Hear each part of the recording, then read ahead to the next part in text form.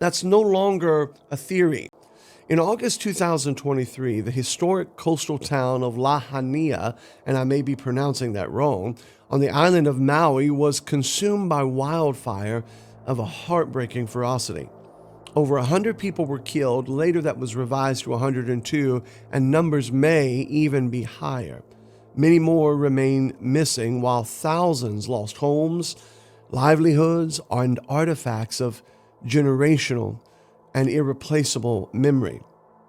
Mainstream coverage has largely attributed this tragedy to a convergence of very dry brush, unusually strong high winds, in part driven by the nearby Hurricane Dora, and downed power lines that ignited the blaze. Yet beneath this official narrative, and there's always beneath the official narrative, lies a darker, more troubling story.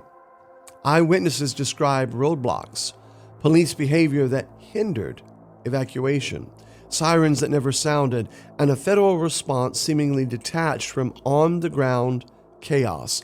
At the same time, the U.S. government has a verifiable historical record of weather modification and atmospheric experiments. That's no longer a theory. All you have to do is open up the front page of your newspaper or your news feed, and there it is.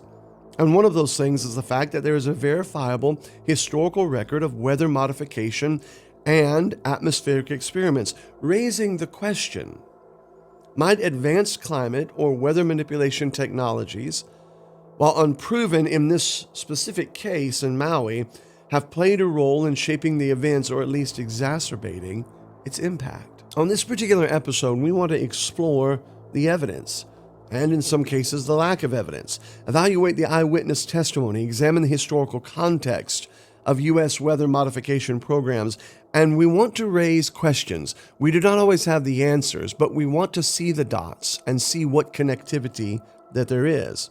How much of this disaster in Maui was natural? Were human factors involved, such as negligence, mismanagement, or was there something more intentional, sinister, magnifying and exacerbating the destruction? And is there a credible basis to believe that advanced atmospheric technologies could have been used?